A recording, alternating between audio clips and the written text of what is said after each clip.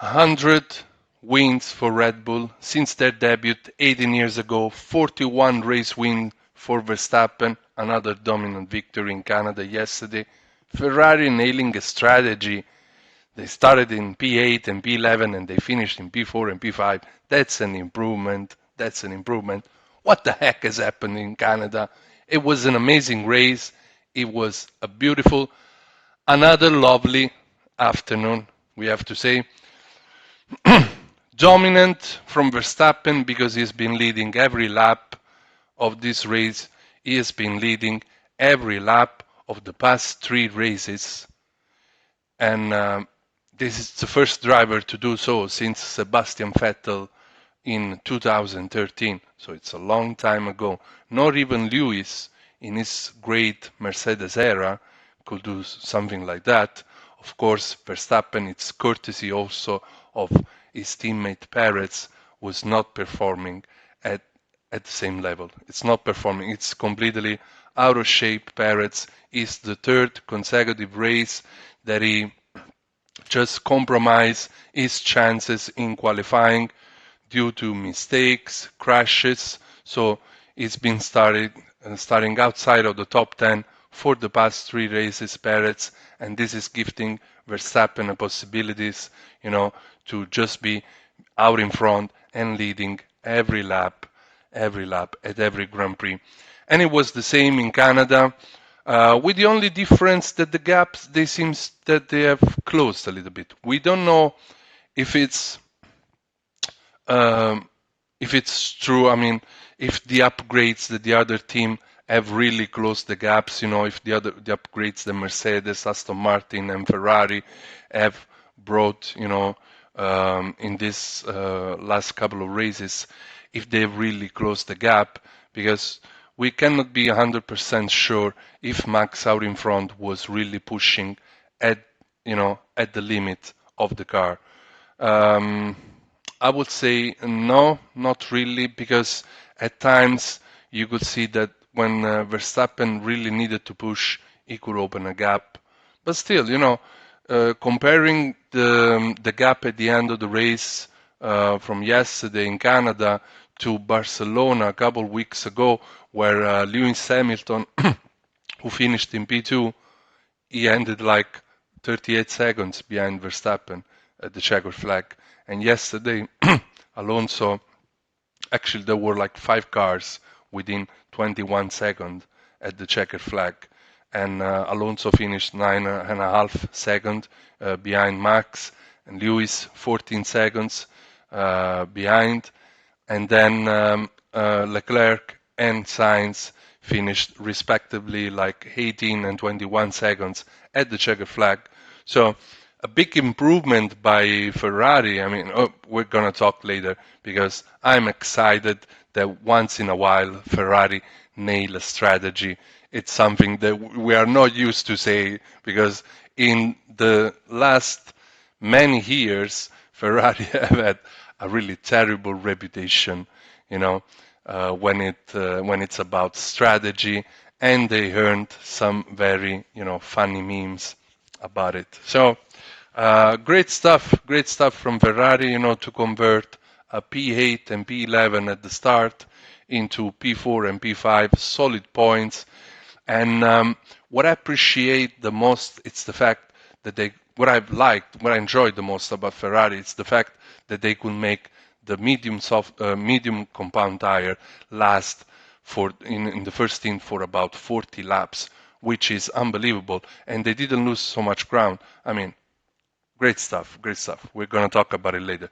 Let's go back at Red Bull. Max Verstappen equaling the late and great Ayrton Senna with his 41 wins in Canada. And the fact is that, of course, Verstappen achieved this at a much younger age compared to Senna.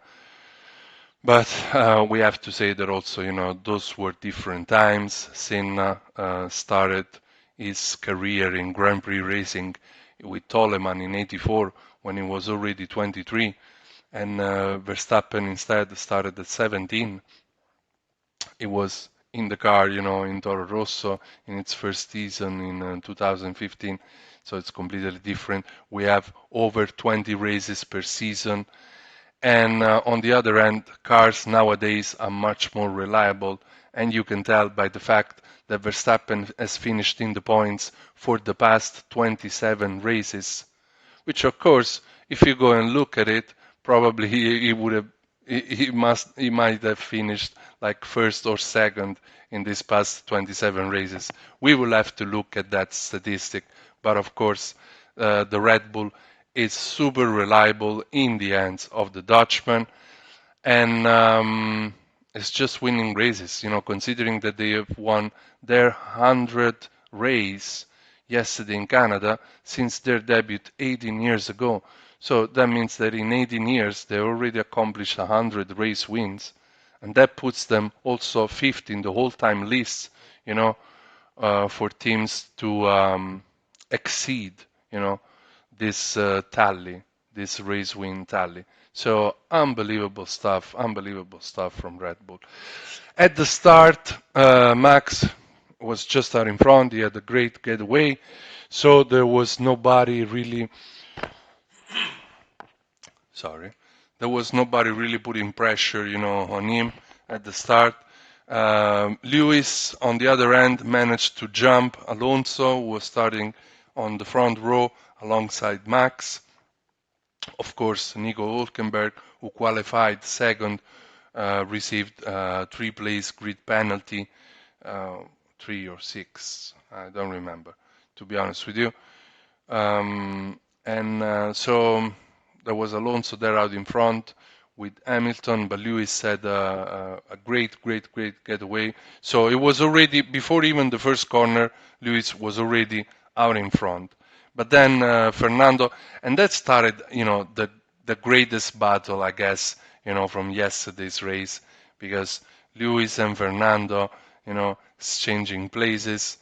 It was a great battle to watch. I mean, those drivers, the oldest drivers on the grid, and they have a fierce rivalry, that started, since their campaign together in McLaren in 2007. But there's also great respect. There's also great respect between the two. So fair driving, hard but fair driving, and it was beautiful to watch. It was really beautiful to watch. So Lewis got the best of Fernando at the start, and then he opened a little bit of a gap. But then the Aston Martin came alive after that, and it just Fernando just after that during the race just managed to close the gap and pass Lewis on the straight before the last chicane at the end of the lap. So it was great stuff from Fernando. But then Fernando also had some issues that he had to take care about braking, so he couldn't really push and try at least to close the gap to Max. So it was just managing in the end. And on the other hand, Lewis was a great third position. It's the second consecutive podium. He was second in Barcelona. So really good stuff from Lewis. And Mercedes in particular, because Mercedes, they've made such a big leap forward considering where they've started. They started behind even the Ferraris, and now they are completely in front, at par with the Aston Martins, and possibly fighting, for race wins again, in the near future, because you can never write off Mercedes. Let's be honest. You can never write off a winning team, a team that has won 8 consecutive constructor world championship, 7 consecutive driver world championship. So you can never write off Mercedes, absolutely. And then we had behind those, after the podium, just outside of the podium, we have the 2 Ferraris who started in P8 and P11. And I have to say, I was surprised that Ferrari nailed the strategy. Because, of course, when the safety car came, because George Russell crashed, just crashed into the wall, and it's just What the? I'm gonna cut this, but probably I'm not gonna cut this because who knows? Nobody is going to arrive at 10 minutes into the video, so probably there's not even need to cut this part. Anyway, George Russell went into the wall, he damaged his car, so he basically started the safety car, you know, and everybody were just going into the pits, you know, to go on the hard compound tires, and only 5 drivers stayed out, and the Ferrari were 2 of these 5 drivers, then also the Haas of Kevin Magnussen, and somebody else, I can't remember who. Somebody else stayed out. Anyway, Perez, yeah, Perez didn't go, just did the same as Ferraris. He he didn't pit under the safety car, but the Ferrari, you know, they made the biggest improvement, you know, with that, and they stayed on the medium compound tire. When I saw that, I was like, okay, well, we have nothing to lose anyway, you know, because we started from the back. So worst, we can just fall back and be outside of the point. I mean, it's not a big deal, you know, it's not a big deal. So I guess there was a really good call by Ferrari, you know, to stay out, and so that they could prove that they made improvements with their tires, making them last longer. And it was an impressive stint, you know, by the 2 Ferraris on the medium compound tires, 40 laps. I thought they would never achieve that, you know, they would never make it, you know, if you consider that in Barcelona they couldn't last like around 10 laps, you know, a set of tires. So uh, of our tires, Leclerc in Barcelona has pitted, you know, for our tires like on the 11th lap. So it was really, you know, really bad. But it's also true that it was colder, there were colder temperatures. I mean, there were different, you know, conditions, you know, in Montreal yesterday. So who knows? We will have to see when we will be racing in Austria in 2 weeks' time, and in Spielberg, you can expect at the end of June, uh, considering also the time when the Grand Prix will be like at 3 o'clock in the afternoon, it will be much warmer. It's a different track. Um, it's a power track that puts a lot of stress on the engines. It's a quick track, fast track. So we will have to see if these improvements that Ferrari made yesterday in Canada will show also in the next few races in Austria and then Silverstone in the UK. So we'll have to see. Then Perez was 6, but you know, lonely race for Perez. He couldn't get away past, you know, the 2 Ferraris, and considering what Max is doing, you know, in the other Red Bull, it's um, it's very bad. It's very bad looking for Perez. So it's really, I mean, I'm sorry that I have to uh, speak this way about Sergio because I like him, but you know, he's really losing his cool in the last races, and the championship is just going in Max direction, and you know, there seems like I would say Fernando and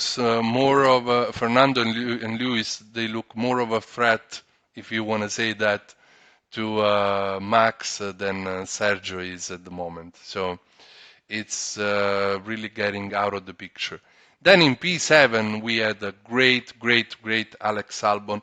Alex Albon was the first one to commit to the super soft tires in Saturday wet qualifying, and that proved him, you know, that proved to be the best strategy, and he did it before anyone else, and you know, he made the most out of it because he managed to start it, you know, in the top 10. That was in the Q2 shootout that he has done that, so it was great for him.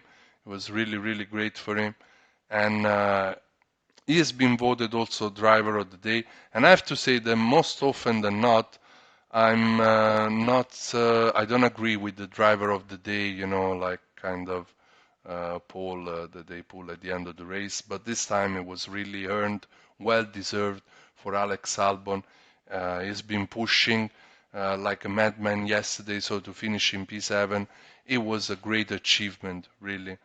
And then in P8, we have Esteban Ocon, was just, keep on putting the car, in the top 10 and keep on scoring points. He had the best start, but after the podium in Monaco, he's been on the rise, Esteban. So great stuff from him, considering also that Pierre on the other end just finished outside of the point. Then we have Lance Stroll, finished in P9. I mean, considering also it's the same thing. Considering what Alonso is doing with the other Aston, I guess, it's really disappointing. It's getting beaten pretty badly, by Fernando. And I guess there are no excuses for Lance because he's been with the team for a longer time than Fernando. He knows anyone. His father is the owner of the team. So it's like there is nowhere to hide, really. Probably you cannot even compare the fact that he's done so well against Sebastian Vettel last year because Sebastian was just at the end of his stint with Formula One, so he couldn't care less probably with an underperforming Aston Martin, to try and beat his teammate. Even though every driver always want to beat their teammate, but coming from the perspective of a man who's won 4 world championship, being at the last year of his career in an underperforming car. I mean, who cares? Who cares? So I guess that Sebastian didn't really push last year. Instead, Fernando is giving its best. Is really motivated and is beating Lance, fair and square at every races. So Lance, he needs to improve because the car is capable of finishing, in big points, with podiums. So Lance at least should be like P4 or P5, but not like P9, even though it's an improvement for him considering that in past races he was even outside of the points. Valtteri Bottas, great race. I love this helmet. I love these shoes. Only for that, he deserves a point. And but he has made a great race and he's managed to finish in P10, even though he was pipped at the last lap by Lance, actually, who finished in P9. But still, very good improvement for Bottas and Alfa Romeo, to finish in the points, P10. Then we have the McLaren of Piastri in P11. And I have to say, McLaren, they were looking good. They were looking good at the beginning of the race. And I liked, there was a particular overtake that Piastri made in the first few corners that was really, really beautifully executed. And also Lando was, really aggressive throughout the whole race. Too bad that they lost, they didn't really have the pace, to fight for better positions. And also in the case of Lando, he was penalized with 5 seconds penalty for unsportsmanlike behavior for slowing down too much under the safety car. And it was said by the stewards that the unsportsmanlike behavior was because presumably he was trying to open a gap between himself and Oscar and slowing down the pack behind just to allow for McLaren for a double stack, stop at the pits. But to be honest with you, I didn't really see that much of a gap opening by Lando, so I guess it was a bit unfair, also considering that he was driving so well. Of course, this is not an excuse. I mean, if the steward deemed him to be, on the wrong side, well, then what can you do? But from my perspective, I think it was a little bit unfair for Lando to receive that penalty, because if you look at other drivers, they all do pretty much the same. It was more or less in the delta, so it was a bit harsh for Lando. And but he has made a very aggressive, he was very aggressive during the whole race, trying overtakes, making overtakes. So it was a beautiful race by Lando, and I guess for me, I put him in the top drive of yesterday. Then what else we have? We have Gasly. We said already finished outside of the point. Not a good race for Pierre. And Yuki in P14. I mean, AlphaTauri are bottom of the pile, I guess, at the moment, and the car is just not performing. The car just don't have the pace. So Yuki, he was driving brilliantly at the beginning of the championship, even though he would finish just outside of the points in 11 or maybe at 10. But this race he has failed to impress, let's say that.